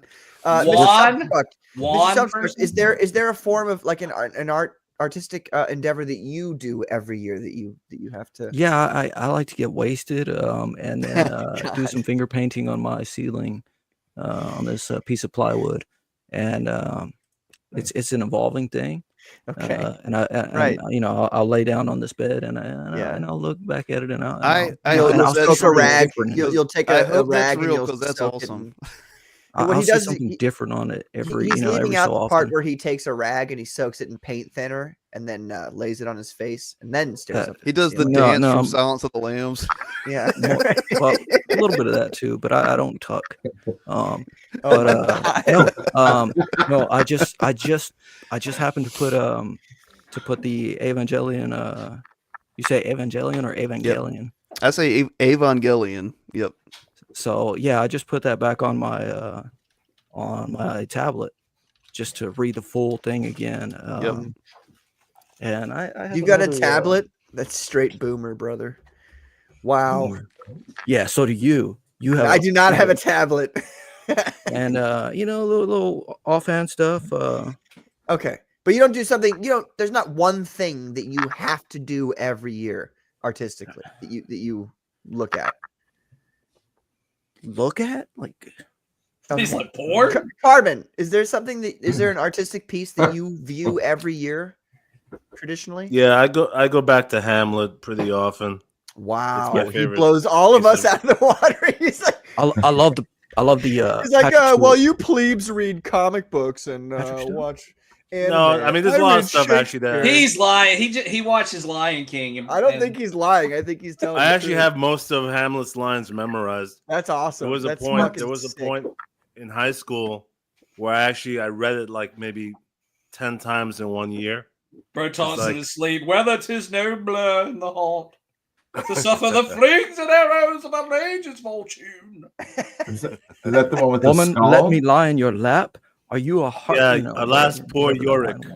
I knew him once, Horatio. But honestly, I knew him well. What's that, Patrick? Can you do you have like is there? I'm not trying to pressure you, but do you have a monologue that you could do? Really? Okay, yeah, sure. Go. Wait. Let me make you big screen. Okay, let's do this. Let's go. Uh-oh. This is Act 1, Scene 2. His first small monologue to his mother at the funeral of his father. Seems, madam? Nay, it is. I know not seems. 'Tis not alone my inky cloak, good mother, nor customary suits of solemn black, nor windy suspiration of forced breath, no, nor the fruitful river in the eye, nor the dejected behavior in the visage, together with all forms, modes, shapes of grief that can denote me truly. These indeed seem, for there are actions that a man might play, but I have that within which passeth show, these but the trappings and the suits of woe. Wow. Dude, that's wow. Can I just say I'm glad to have you guys on my side in the culture war. I am too. Like Carbon, I wouldn't put it as something that I would never have expected Carbon to do, but like that's awesome that you were all about that, and I really appreciate that. They called you out and you delivered, you know. Yeah. The last one you can do him well. That's sick. No, I didn't expect to talk about it, but no, Shakespeare is to be or not to be. Yeah, your tiny daddy? little awkward. I want to see but it was clear. If I try to say passive, you know, I'm gonna fuck it up. It's true. It's true. Well, thank you for giving a warning, Patrick. Now that Jesus. Carbon has, you know, essentially one up us all. Yeah. With Dan's like, I am Shakespeare too. I would urge I feel everybody like to. I feel like me being I was in the drama club. I was the Shakespearean officer. We all know this now, so I feel like I've got a one up him here. At homeschool? So, ladies and gentlemen, we're gonna finish. We're gonna finish. Wait a We're yeah. gonna go. I was the Shakespearean hall monitor. We're gonna go as far Actually. as we can here, but I'm gonna use my gay British voice because everybody always makes fun of me for being gay anyway, so I might as well lean into it. So, well, let's do this. Turning into a lot of stuff. Lately. To be or not to be, that is the question. Whether This 'tis Asian nobler mom in the voice. mind to suffer the slings and arrows of outrageous fortune,